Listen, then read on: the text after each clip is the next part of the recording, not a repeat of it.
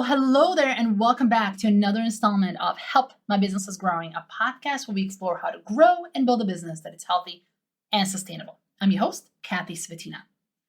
Almost all large corporations worldwide have a Chief Operating Officer, or COO, that leads and manages their complex operations. A COO supports the CEO to drive growth and meet the business objectives. But when you go into the small business world, the CEO is also COO, meaning that they oversee all the company's day-to-day operations, including all the managing of the people and the virtual teams. And while this might work during the startup stage or when the business is small, it might become overwhelming when your business starts to really grow. And it's not just overwhelming, it also causes business inefficiencies, which means that it can cause losses and other financial issues. And trust me, I see this all the time as a fractional CFO. The operations are so important when it comes to your financial health. So this is where the hiring a fractional COO can come in handy that helps you navigate all the complexity and expansions of the operations, especially when you're managing remote and virtual teams. But you might be asking yourself, what is a fractional COO exactly? What do they do? And how do they help you make your business better? And how do they take your business to the next level? If you are, you're in luck, because this episode is going to be entirely dedicated on answering this question. And my guest today is Valerie Hayes. She is a fractional COO, EOS integrator, who is on a mission to help overburdened entrepreneurs, small business owners, and CEOs establish their businesses as industry leaders without working 24/7 and 365 days a year. As a fractional COO, Valerie helps untangle everything that's not working smoothly, sorts it out, and puts it all back together. That means no more late nights stuck at your desk trying to figure it all out.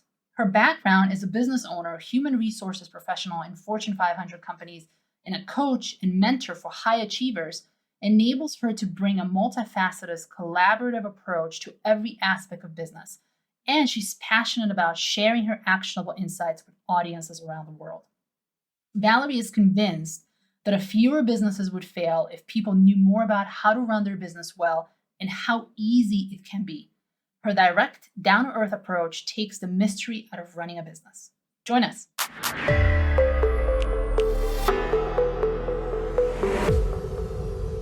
Welcome to the podcast, Valerie. Thank you, Kathy. I'm really happy to be here. Thanks for the invitation. Yeah, I'm super excited you're here because we're going to be talking about one of my favorite topics, which is fractional world. We're also going to talk about how fractional CEOs, which is fractional chief operation officers, work with small businesses. And then we're going to dive into the particularly relevant topic of remote teams and how to actually manage them.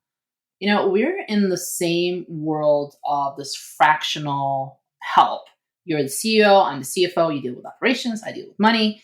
And what I'm seeing in this fractional term, although it's not new, it's still relatively unknown to the business owners. And I feel like that us fractional people are like this treasure trove of business knowledge and help, but only a few business owners have a map on how to actually get to us. So my first question to you is, how do you explain what you do in your fractional COO world? And how do people actually find you?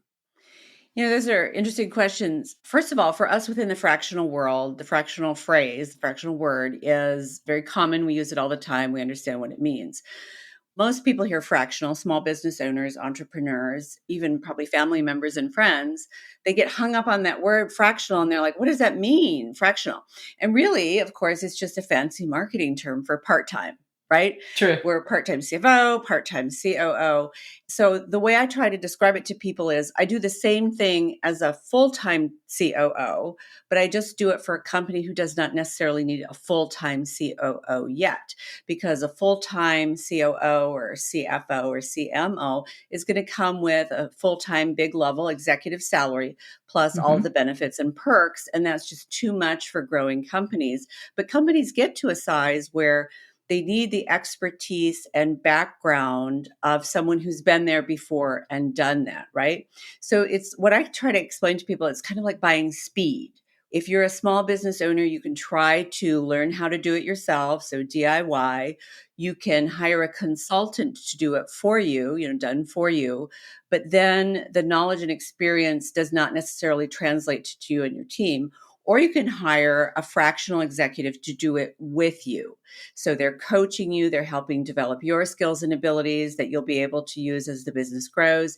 And you're also able to, fractional individual can mentor team members, like you might be mentoring an accountant or a CPA, or maybe even mentoring a bookkeeper. And I do a lot of mentoring and bringing along supervisors and managers in different functional areas so that they can be managing at a higher level. So that's the primary difference between a fractional executive and maybe a high-level business consultant or a coach, is really gaining that experience and expertise for yourself. And then once the company has grown to a size that they're ready for a full-time COO, ideally, I would have developed someone from within the organization that is now ready to take on that role. But if not, then I help them find someone to come in and work full-time, and then I move on to the next business. And it's interesting because I do have a lot of interest on LinkedIn. So a lot of the people who contact me are contacting me because they've seen my videos on LinkedIn where I'm trying to answer questions that people might be dealing with on an everyday basis. And then a lot of my business is from personal referral, because typically, it's interesting, typically the conversation is two business people that know each other, they're networking friends or personal friends or something.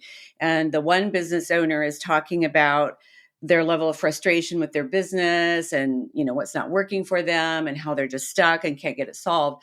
And then the other person, who is a former client of mine or a current client of mine, will go, oh, well, you need a fractional COO. Then they go, oh, what is that? Right. And then they Yeah. explain what a fractional COO or CFO or any fractional expert is, and how they can really take that burden of the area that they're not strong in and take it over and make it work. And usually what my clients say is that by working with me as a fractional COO, that it's really changed their whole work day, the way they approach work, the things they do, and that now they're doing the things they enjoy doing, the things they're really good at, and I take care of all the rest. That's an excellent explanation, Valerie. And I especially like the idea of mentoring because I see it even on my side. I come in and I fill in this need for a fractional executive in the finance space, but my role there is not to, once I leave, all the knowledge goes with me. I am there to develop the business to, once I leave, if something happens to me, God forbid, that the business is not left high and dry, that they actually have the systems, the processes, how they're the documentation on the finances. I think that is one of the main differences between us as fractional people and actually a consultant, because the consultant comes in, fixes the stuff, and then the knowledge goes away. Mm-hmm. But with a fractional person, you are developing the people and you're actually hiring the people that need to be there to fill that need as well. And I think that's one of the reasons why we are seeing more and more business owners interested in the fractional relationship with a C-suite executive, because that's what they're seeing, that they themselves can get coaching and development in a particular area, as well as their team members. Because in a growing organization, it's much easier to promote from within than going outside the company. It's faster, it's easier. You've got a known employee. And interestingly enough, I think that CFOs are very, very necessary for the vast majority of small businesses, because typically they have a bookkeeper and maybe they have an accountant or someone who does, quarterly taxes for them or year-end taxes, but they're not fully leveraging their cash or other aspects of their financial dealings in their business. And so they're just reacting. Do I have money in the bank account to make payroll at the end of this month? Do I have an extra $5,000 to attend this workshop that I want to go to? Whereas with a CFO, I think that they can develop maybe, at least a quarterly and ideally an annual plan that then they're reviewing and revisiting. Because I think too many people tend to look at finances as a report card. How much am I selling? What's my profit margin? How much is my take-home pay from after I pay all the bills in the business? But really, the financial data is helpful feedback on how your business is doing right now, where you might have some holes that you sort of want to patch up, and where you can take your business to in the future. And I think that it's particularly important right now to be considering a fractional CFO, because as we move into 2023, we're still going to be experiencing an economic downturn. Whether you actually use the R word, recession, or not, it is an economic downturn. And it's more important than ever to make sure that you're managing your business finances wisely and proactively, so that you'll be able to keep your head above water and hopefully even move forward during the next year. Yeah, and you bring a good point too. I always say every single thing that you do in your business is eventually going to end up in your finances. So for me, when I go into the business, yeah, we can take a look at what happened in the business, but once you already have your P&L, you have your balance sheet, you can't really impact that. You want to be looking at it on a constant basis. And usually when I go, I can see issues in the P&L are not really because the numbers are off, but because the business is somehow off. Mm-hmm. So usually when I work with someone, I work with someone like you, the operation person, or I work with a fractional salesperson, a fractional marketing person. We need to fix those things so that we can see that those fixes reflected in the finances. So I think it's important to look at the business holistically versus just a number on a spreadsheet, which, or a lot of businesses think of it as just a tax compliance thing, Right. which is really, really bad, because then you're really being proactive, reactive versus proactive. I was just going to say, there's a lot of helpful data in financial information that will point you to the aspects of the business that you need to work on first and that have the most opportunity to impact you positively. And so I think if we could get people to shift their mindset as your finances are a report card, as opposed to your finances are clues to how to grow your business, I think that would be really helpful. Yeah. It's like puzzle pieces. You're putting them together just to see the big picture. Exactly. So Valerie, when people come to you, what are some of the biggest issues that they say, I really need a fractional COO? And, I like to joke that no one wakes up in the middle of the night and says, my God, I need, a fractional CFO. I need a fractional COO. Right. Usually it's because there's some problems there and the people are trying to figure out, how do I fix those issues? And then who do I have to contact to fix those issues? So what are some of the issues that people see that they go and contact you for?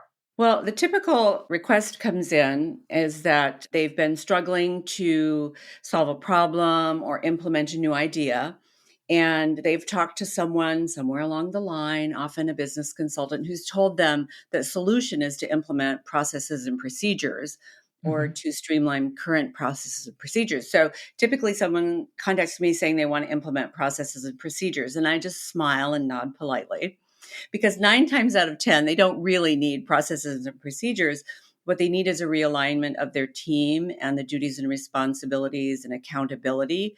Oftentimes they have the wrong people in the wrong jobs. Maybe they're just wrong for the business and need to move on to some place that they can really flourish and succeed.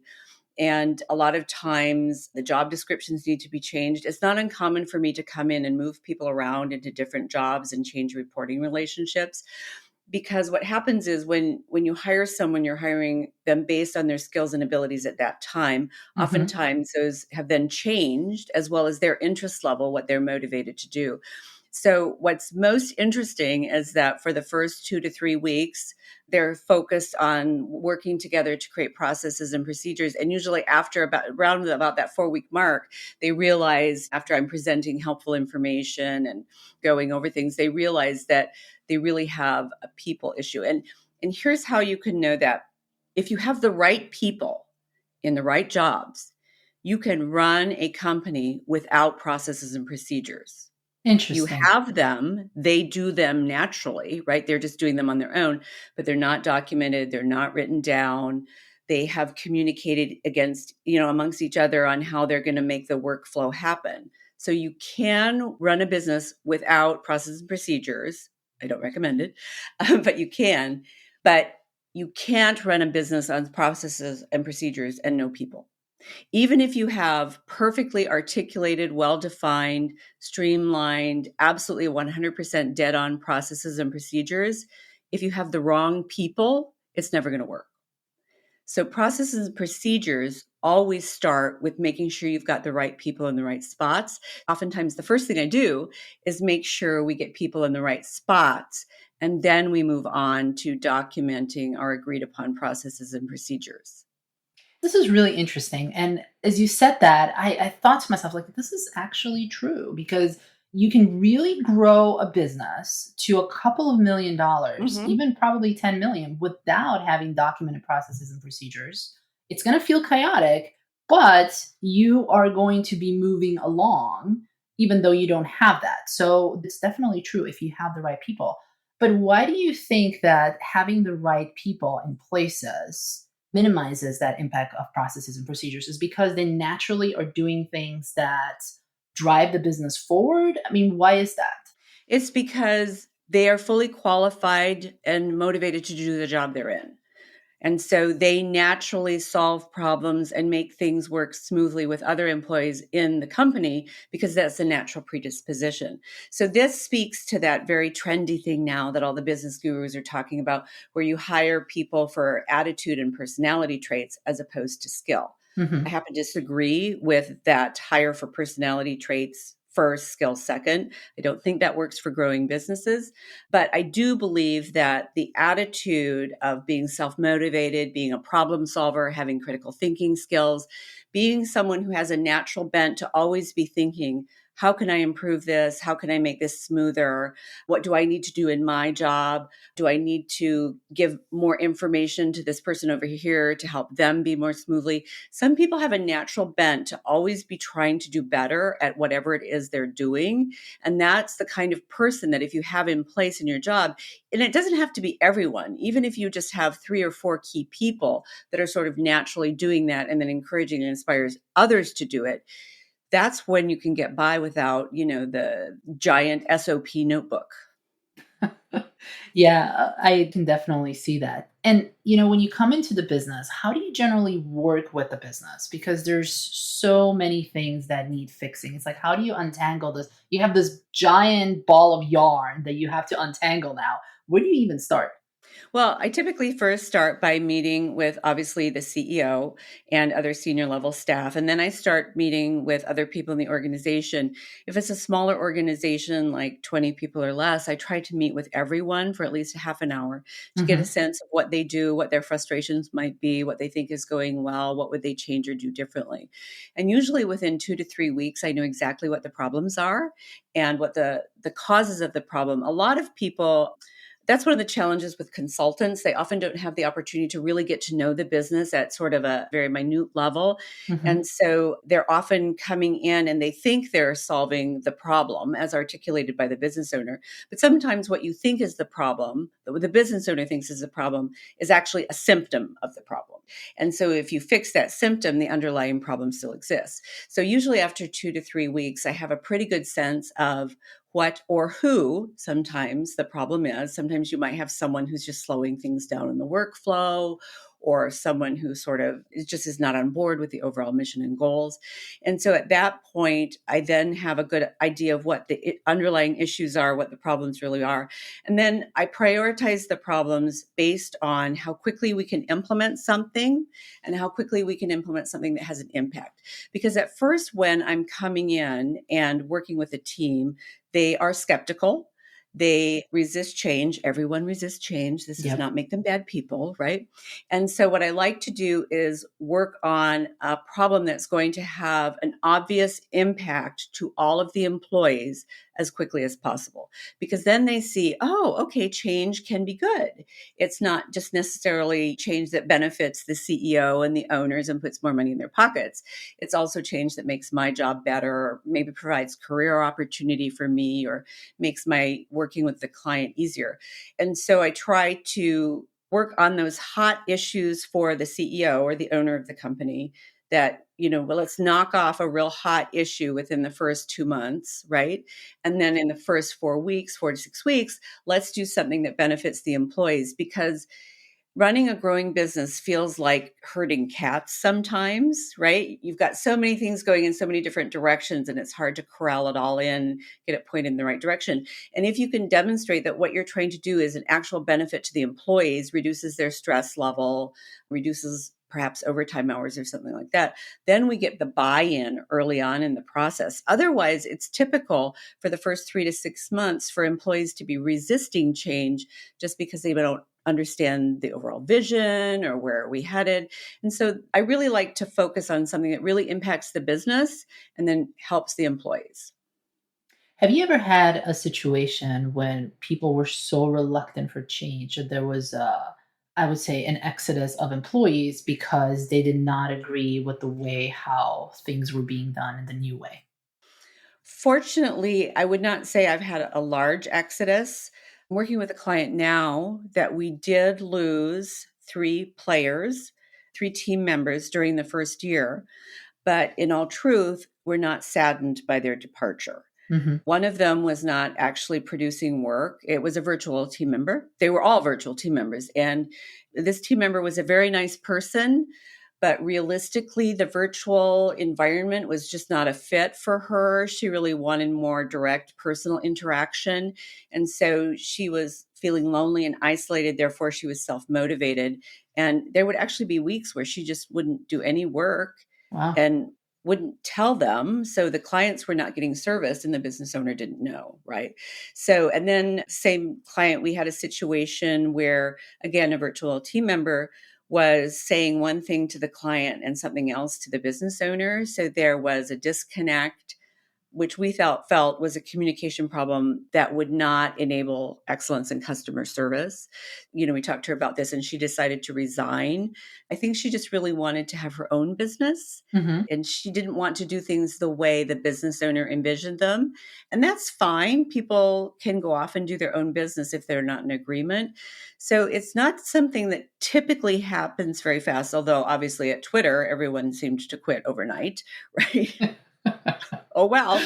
But usually when they leave, it's better for them to be in a situation that they're happier with, that environment works better, the workload, the work process. I can't say that any of my clients have lost team members that we regretted losing. And I've seen that too with the businesses that I work with. When we start implementing changes, there are people that are reluctant about it, and it's normal. It's absolutely normal, but they slowly warm up to it, and it's fine. But then there's others that are like completely, they do not agree with what we're doing. It's really not a fit for them anymore. And usually it's those that have been lagging in the past, and now it's we shine a spotlight on the performance, on how things are going, and they get scared and that's why they Mhm. leave. And at the end of the day, the business is actually better off with those, because if people are not performing in the business, they might be better in some other business, or they might be better having their own business. It's better for the business owners to just let the stragglers fall off. And sometimes that's hard for business owners because they've maybe not been in a situation, perhaps like in a corporate environment or a larger business, where they've had to fire several people. Some of these business owners have never fired anyone, or they've just tried to sort of ignore the problem until the person just resigns on their own. And so it's often very hard for them to, because in a small business, it almost feels like a family, True. right? Your Yep. coworkers, especially if they've been with you for a long time. And so you feel like you're being the bad guy for saying, I think it's time for you to go. But the reality is, I've worked for 3 Fortune 500 companies in a human resources position. And I can absolutely tell you that there has never been an employee that I've fired that wasn't already miserable in their job. They know they're not performing. They know they're not a fit for the organization. They know they're not happy. It's just a disconnect, but they're hanging on for a variety of reasons, right? And usually what happens is, and the employment for the employee, the manager is relieved and wondering why they hadn't done it sooner, Mm-hmm. right? Mm-hmm. And typically the employee, although not necessarily happy for the first several days, perhaps week, sort of feel like it's a weight off their shoulders because they're not in a situation that they know really isn't working for them. It's actually very draining for employees to be in a position that's not working. Yeah. And we both are servicing a similar company size. Yours is between 750 to 10 million, correct? Right. Yes. Hmm. Mine is between a million and 10 million. And what I'm noticing there is that people that were in the right seat at a million or 2 million, things change when the company goes to 7, 8, 10 Mhm. million because the needs of the companies change. You need to have more layers, you need to have more structure. So people that are really good for that, I call it almost like the startup phase at the Mhm. beginning when things are a little bit more chaotic. Everyone needs to do everything. It's the janitor, it's the salesperson, it's the marketing person. There's a certain feel to a company that's different when it's starting out, when it's at the lower end of 10 million versus when it's on the higher end of 10 million. So it's also that you might not have the right fit anymore and you have outgrown the people that have been in the company for a long time. And that's perfectly fine. People grow at different rates and organizations grow at different rates. And sometimes a business will shift its focus. Maybe they were primarily focused on one service that was really an exciting thing and the employee enjoyed doing that. And over time, they've decided to, for strategic reasons, focus on another service. And the employee just really doesn't enjoy that. So it's important to realize it's okay for an employee to outgrow the business, and it's okay for the business to outgrow an employee. You just have to deal with it and try to make it a win-win as much as possible and then just move forward. The longer you wait, the more painful it becomes. Yeah, that's true. And you made a really good segue into virtual teams. And I want to start talking about that because I think this is really important. And a lot of people struggle with this, especially now when there's a lot more virtual teams just because COVID and everything else. And managing a team when you're not naturally don't have that type of skill, because it is a skill that you have to develop. And especially in the small business space, you started the business because you love it and then the business grew and now you have teams that you have to manage. So managing a team, it's already hard. And now managing a virtual team adds like an extra layer of complexity that people might not be prepared for. So can you talk a little bit about how is managing a virtual team different from managing an on-site team? How does that look like? Well, I think the recruiting process is even more important when you're hiring a virtual team, whether that's part time, a few hours a week, or a full time virtual team member, because you are looking for the skill set that you need, accounting, manufacturing, whatever that particular skill set is. But you're also looking for a certain mindset, certain approach to work. These are people who are self motivated.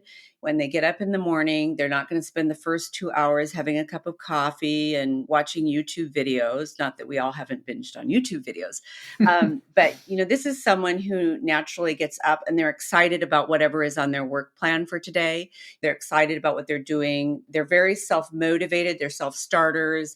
Other words are go-getters. And when you're interviewing them, you want to ask them questions about, tell me about a time where you accomplished a project without a lot of help from your supervisor or your manager, right?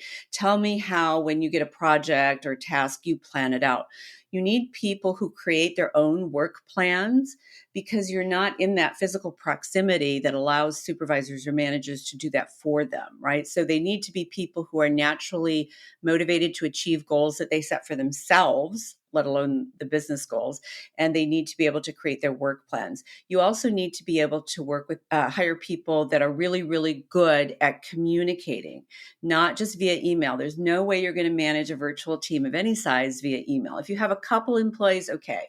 But once you get to like 4 or 5 employees, you're going to need something like Slack or Discord so that there can be ongoing conversations throughout the day. You need to hire people who can literally have a conversation on Slack or Discord or another messaging platform that is almost as good as if they were sitting next to each other talking about something.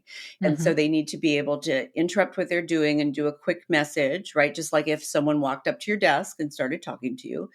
You need to be able to describe things in more detail. So you're looking for an employee team member who can describe things. Maybe they're giving work to, I don't know, a customer service person, and they need to give more background about the customer and what the actual outcome they require is. And then you also need the other person to be able to ask questions. So communication skills, written communication skills, are almost more important in a virtual setting than in an in-person setting, because in person there's the nuance of context and vocal tone and all those kinds of things which are absent in a virtual team. And I also think it's really, really important to understand why you're hiring virtual team members. The vast majority of people who hired virtual team members are doing so for cost savings purposes. Maybe they don't have a full-time need just yet, or maybe they want to have offshore team members outside the United States or Canada because it's at a cost savings. And I think it's important that if you're doing that, you understand that there are trade-offs there, right? That there's going to be different educational expertise, because if someone has graduated from college in a developing country, that's a very different educational level than someone who's graduated college from the United States, Canada, Europe, Japan, so on and so forth, right? So oftentimes clients that I've worked with who have hired offshore team members are just flabbergasted because they don't think that they have developed even the basic critical thinking or problem solving skills that they would expect of a similar level employee within the United States. And one of the most frequent complaints is that it takes them too long to do things, your offshore team. Well, that's because of the cultural differences, the different level of education that they've actually experienced, and the difference of the critical thinking skills. So if you're working with offshore team members in developing countries, the Philippines, very, very popular, right, to get virtual team members, you need to be more careful in how you communicate the project and what you expect the outcome to be and when you want it. And here's the critical piece: you have to teach them that it's okay to ask questions, because a lot of them in the developing countries feel like if I tell you to do A, that you should just do A as quickly as possible and don't ask any questions because then you look stupid, right? Yep. And so when I'm working with virtual team members in developing countries, I try to make it very, very clear that asking questions is a good thing, because we interpret it as they're trying to achieve the highest level of excellence on that task. And they're wanting to make sure they understand the task correctly. So managing a virtual team is in many ways more subtly complex. You don't think it's going to be more complex, but it is. But it can also be very, very rewarding. And virtual team members in developing countries, or even US, Canada, and so on, they really like working virtually. And so if you can make it work, you're going to have a team member for life, Yep. because they love working from home in their jammies. They love picking up their kids from school or taking the dog to the vet. So there's really a lot of benefits to utilizing virtual team members. Yeah, and I definitely agree with the whole cultural aspect too. And I've had experience even in my corporate world working with an offshore team, and it was always interesting to see the differences because when you have communication with, we were working with a lot of people with India, we were working with a lot of people in the Philippines, is when authority figure, let's say their manager, tells them to do something in the US and in the Western world, you would, even though your manager tells you something, you would still think about it. There would still be critical thinking. Does this make sense? Does this fit into it? What type of questions do I have? It's usually not done that way. They just do it.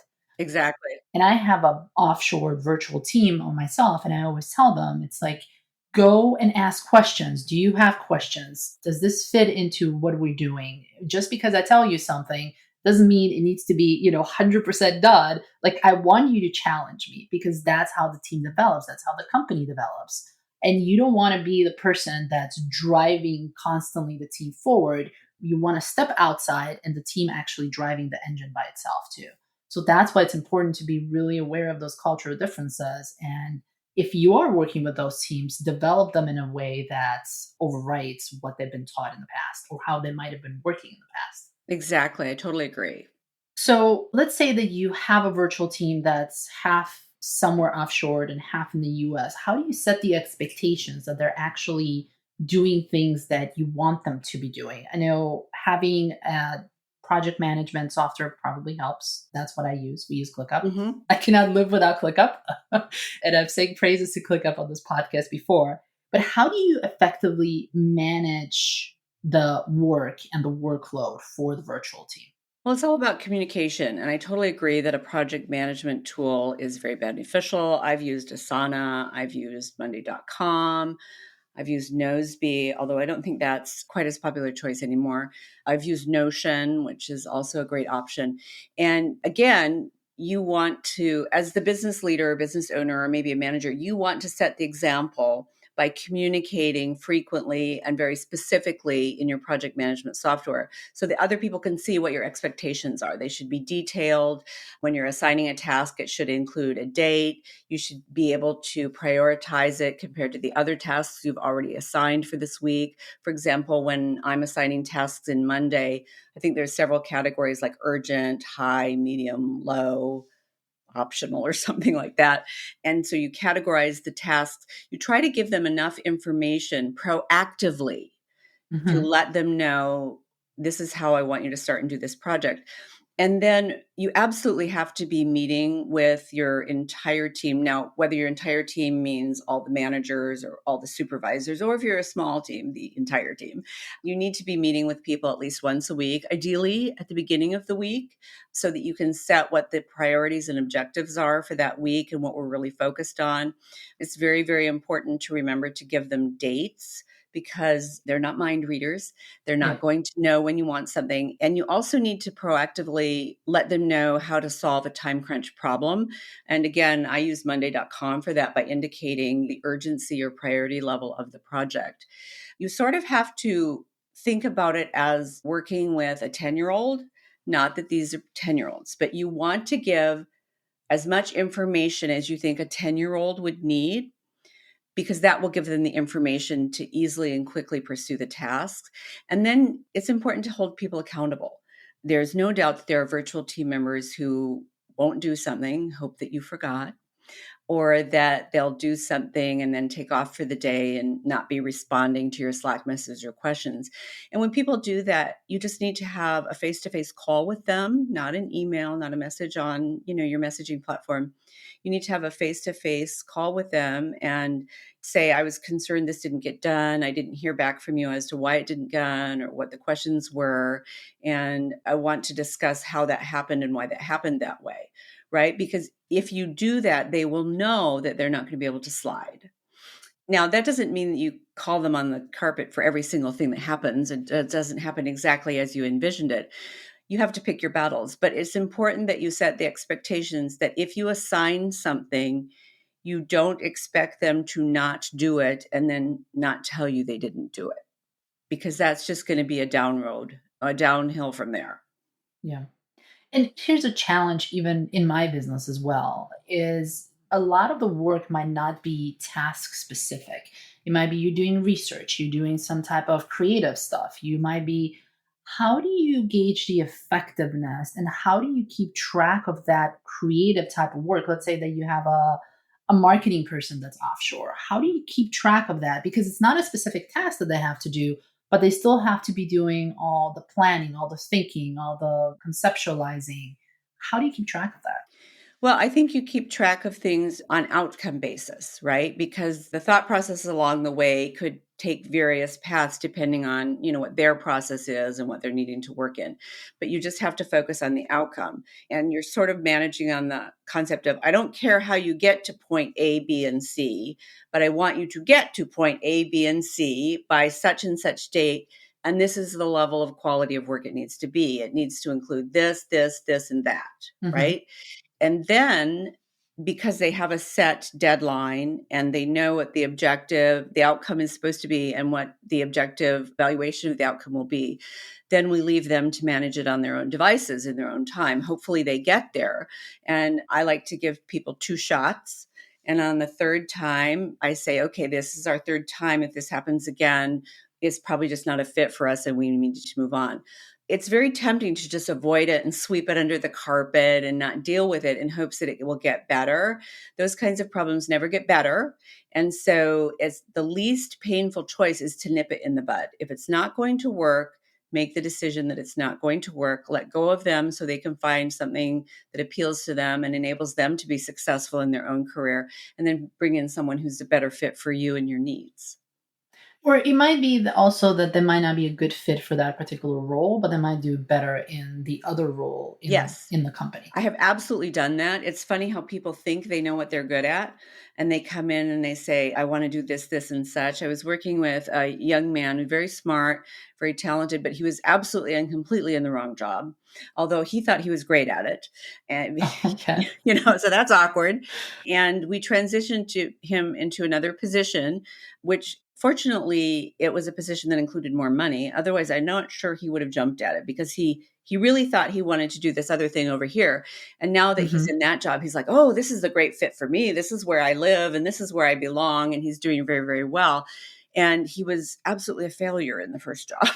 He just was. It was just a nightmare. Whenever possible, I like to move people around to help them find a spot where they can be successful and really contribute. I really prefer that letting people go is sort of a last resort. That's an interesting example because you have to see something in that person to trigger that in you to say, well, maybe this is not a good fit for them here, but I need to move them there. So, what was it? What do you think business owners should ask themselves of whether they need to let that person go or they just need to move them somewhere else? What do they need to see in that employee to trigger that maybe that is not a good place for them here, but they need to be moved over here versus being let go? Right. So, what you're looking for is a pattern of behaviors. So, let's take, for example, this young man who is really talented, but he was in a job that was completely different from his natural skill set. It took planning, it took follow through, it took asking detailed questions. And he's more of a creative thinker kind of guy, very Hmm. schmoozy, very charming. Right. And so, I was noticing aspects of the job that he was not good at all and was sort of failing on, but I was noticing sort of the small slivers of hope of things that he did well, sort of naturally without any advice. So I contemplated, okay, what is he good at? He's good at these three things. What kind of job is that? What does that job look like?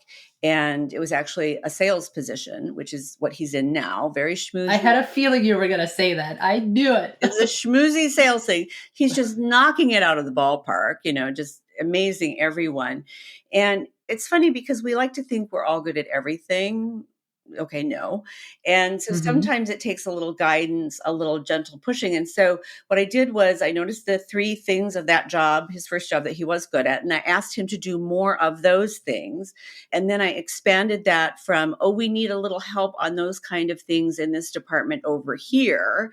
Can you give that a whirl? Right. And that was just a test to see if he would be able to, transfer the things he was good at into another job. And when that became obvious that it would, then we transferred him. And he feels like this is his space. This is where he was always meant to be. So what you're really trying to do is observe behaviors. If they're bad at everything, it's probably just a disconnect, either skill set, motivation, personality style. If they're bad at everything, you probably need to let them go. But if there is something that they're good at or cluster of things, you try to think, what are those skill sets and what job does that relate to? Yeah, that's a great advice, Valerie. So I always ask this one question, every single guest that comes in this podcast. And that is if someone is struggling, let's say, with their virtual team, what is the one thing that they can do in the next week or so to get closer to that, having a better understanding of the virtual team, managing them better? I think the one thing that they could do is ask how they're contributing to the situation, because virtual team miscommunication or lack of direction or functionality, it's not just one person, right? I worked with a client who thought he was really good at giving work direction, and he was terrible, absolutely terrible. He would say, this is the general thing I want you to do. I want you to do A, B, and C. He would not tell them time frame. He would not give them an opportunity to ask questions and say, yeah, but this thing conflicts with that thing. And he just really felt that giving work direction is you just tell people something to do. He didn't realize that, especially with virtual teams, it's a dialogue, right? It's more of a Hmm. conversation, not just an assigning of tasks. So I think if you're managing, supervising, or leading a virtual team and you're having issues with an individual team member, or maybe even broader scope, you need to ask yourself, what are the symptoms of the problem and how am I helping to create those symptoms, right? And then because it's you can fix yourself faster than you can fix someone else, right? Then right away you try to change things differently and try to find an engagement that will create the outcome that you want.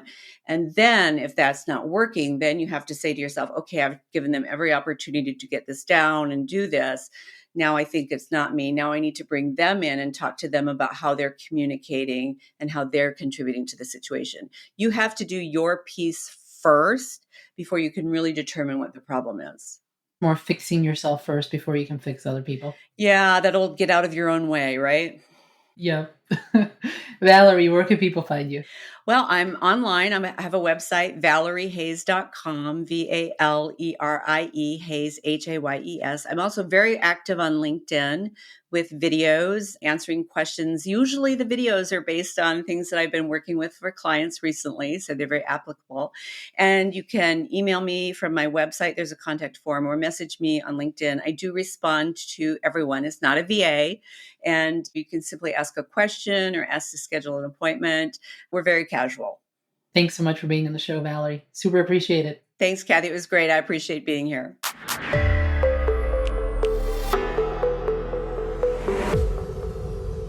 Thanks so much for joining us today, and I hope that this episode has given you new insights on the value of hiring a fractional COO and the strategies for managing virtual teams effectively. Also, if you love this episode, you can find all the timestamps, show notes, blog posts, and links, and more on our website, newcastlefinance.us/podcast. And before I go, I do have a little bit of a favor to ask. If you're listening to this on Apple Podcast, if you could please go to the show and tap the number of stars that you think the show deserves, because this helps other people find it as well. And of course, benefit from it. Thanks so much. Until next time.